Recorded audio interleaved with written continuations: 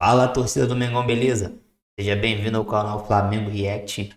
Hoje a gente separou um trecho aqui do programa da ESPN. Os comentaristas estão resenhando aqui, né, sobre o jogo de ontem, né, que não foi legal, né? Mais uma vez o Flamengo deixou de ganhar pontos importantíssimos que com certeza vai fazer falta, né? E eles estão discutindo aqui a questão que parece que o Flamengo deixou o Brasileirão como terceira opção, né?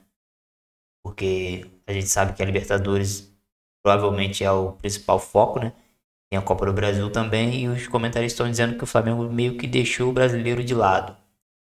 E a gente tem visto que o Dorival tem poupado os jogadores, tem colocado algumas formações um pouco diferentes, né? Mas vamos conferir o que o pessoal tá falando aí. Eu quero deixar aqui os créditos para a ESPN Brasil e vamos acompanhar o que o pessoal tá falando aí. E talvez falar isso também não faz mal a ninguém, ajuda a explicar. Então não consegui ver uma mobilização, só vi no final. Quando sai o gol de empate, tem poucos minutos, vamos correr atrás agora. Se fosse assim desde o início, talvez fosse diferente. O Flamengo não tem conseguido ser assim ao longo dos jogos do Campeonato Brasileiro. Concordando com o Pedro, Rafa, eu acho que o Flamengo em 3 jogos ele dá assim, claramente esses sinais, né, de que o Campeonato Brasileiro está mais para o fim da fila em relação às prioridades. Como ele mesmo disse, o confronto direto com o Palmeiras aqui em São Paulo, o jogo contra o Ceará, depois de um tropeço do Palmeiras, né, no dia anterior, e tendo ele, Flamengo, conseguido uma enorme vantagem, né, no que estava envolvido naquele pedaço de temporada, que tinha sido a goleada na Argentina, né, então pode de repente fazer diferente, usar um time alternativo na volta e o titular no Campeonato Brasileiro não acontece. E hoje eu acho que é um exemplo disso também, porque a bela vantagem que conquistou contra o São Paulo, é lógico, não é uma vantagem grande como foi contra o Vélez, mas é uma bela vantagem. E não é o Vélez, é o São Paulo. Mas ainda assim, né, o Palmeiras venceu. Se quisesse mesmo olhar para o Campeonato Brasileiro, não podemos hoje desperdiçar ponto de jeito nenhum. Talvez a configuração, a armação do time tinha sido um pouquinho diferente, né, Rafa? Pode ser. Boa noite, Paulo. Boa noite, companheiros, fãs de esportes também. Paulo, o Flamengo está vivendo uma situação esse ano muito semelhante à que viveu no ano passado, quando o Atlético Mineiro dispara e a gente sempre falava o seguinte: olha, essa rodada o líder pode deixar pontos, o Flamengo que está atrás pode encurtar a diferença. Ele não encurtava, primeiro porque o líder não dava brecha. E segundo, quando o líder deu alguma brecha nesses últimos jogos, o Flamengo não aproveitou. E me parece que as opções do Dorival hoje não deram a resposta que ele esperava. A gente já falou aqui do grupo do Flamengo, que é um elenco muito forte, um elenco muito qualificado, mas que para alguns jogos do Brasileiro, esse grupo não tem jogado, não consegue apresentar o que se espera. Hoje a opção foi de ter o Vitor Hugo como um camisa 10 em alguns momentos, o Everton Ribeiro começou de um lado, o Vidal do outro, o Thiago Maia mais recuado. O formato do time é igual ao time que a gente tem visto em Copas, sem os mesmos jogadores. Sem o Gabriel, sem o Pedro, enfim, Felipe Luiz e por aí vai. Agora, esse time em Goiânia no primeiro tempo hoje praticamente não jogou. Se viu muito bem marcado pelo Goiás, até correu alguns riscos no primeiro tempo de sair atrás na primeira etapa. Aí eu tô com o Pedro, quando sai atrás no final do jogo, ali faltando 10, 12 minutos, consegue empatar a partir de um escanteio, mas em nenhum momento demonstrou assim uma reação de que você olhava e falava o seguinte: não, agora o Flamengo em 8, 10, 12 minutos pode virar o jogo. Isso não apareceu na Serrinha. Em pouquíssimos momentos nós vimos o Flamengo muitas vezes com a bola, mas muito a bola na intermediária. Então o líder não deu brecha. Quando o líder deu alguma brecha e largou pontos pelo caminho, ninguém aproveitou. Então a discussão nesse momento me parece que é muito mais voltada ao segundo lugar do que à liderança. O campeonato depende do Palmeiras, não depende mais do Flamengo, não depende mais do Inter, não depende mais do Fluminense, do Corinthians, do Atlético Paranaense, depende do líder. Se o líder por acaso tropeçar, perder 2, 3 jogos, é um campeonato. Como não está dando brecha para isso, ele está se encaminhando bem para ganhar a competição.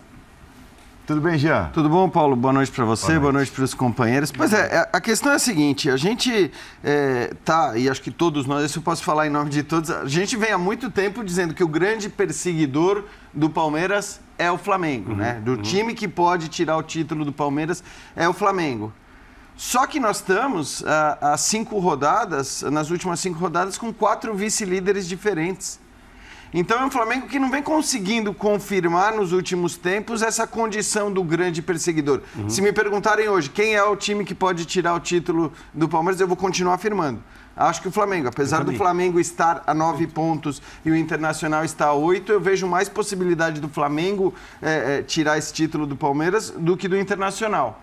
Embora, claro, o Flamengo tenha outras frentes importantíssimas, vale dizer, o Flamengo tem até o final do Campeonato Brasileiro, né? Mesmo que ele resolvesse de uma hora para outra começar a escalar todos os titulares no Brasileiro, e acho que não vai fazer isso, porque, repito, a questão não é o jogo contra o Goiás, não é o jogo contra o Ceará. Se o Dorival não fez isso no jogo contra o Palmeiras, que ali eu acho que as coisas poderiam eventualmente ter mudado, mas ele não fez, eu acho que não vai fazer. Mas ainda que resolvesse fazer isso, a gente está falando dessas últimas 12 rodadas, em 3 delas, certamente, mesmo que o Flamengo resolvesse usar os titulares daqui para frente, em 3 delas, ele certamente teria que mudar o time. Antes da final da Libertadores e antes das 2 finais da Copa do Brasil, que também acontecem em outubro.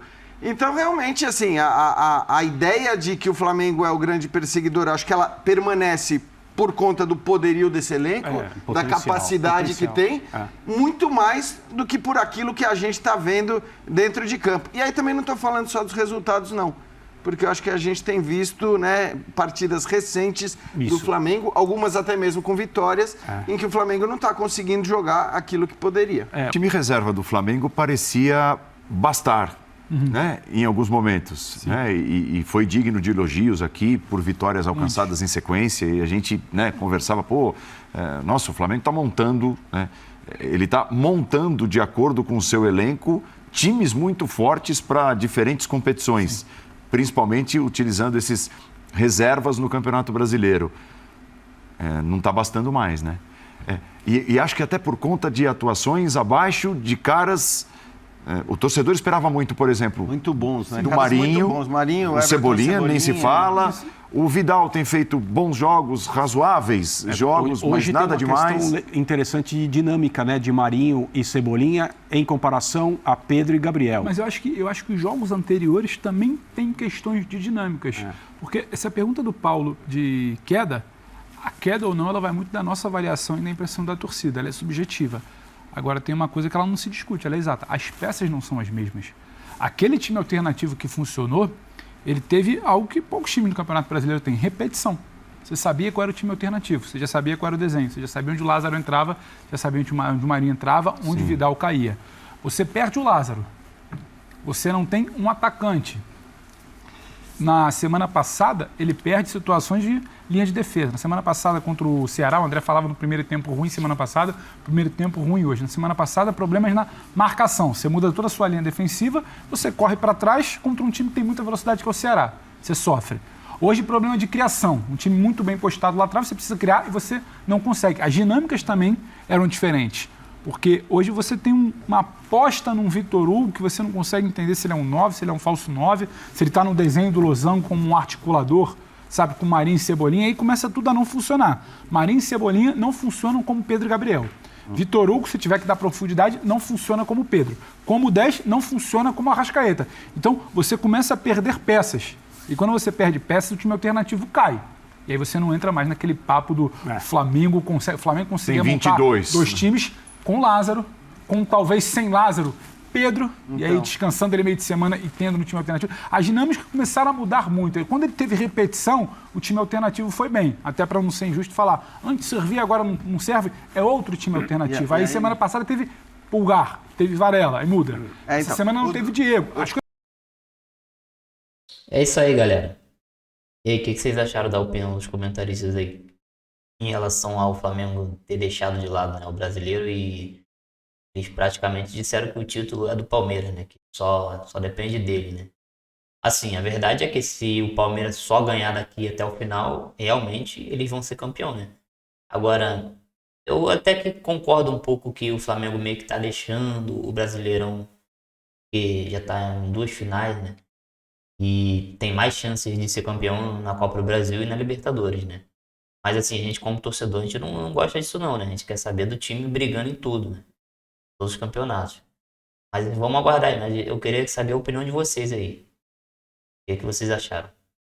Se você ainda não for inscrito, se inscreva no nosso canal. Deixe seu like aí para ajudar o nosso canal que é novo. Começando agora.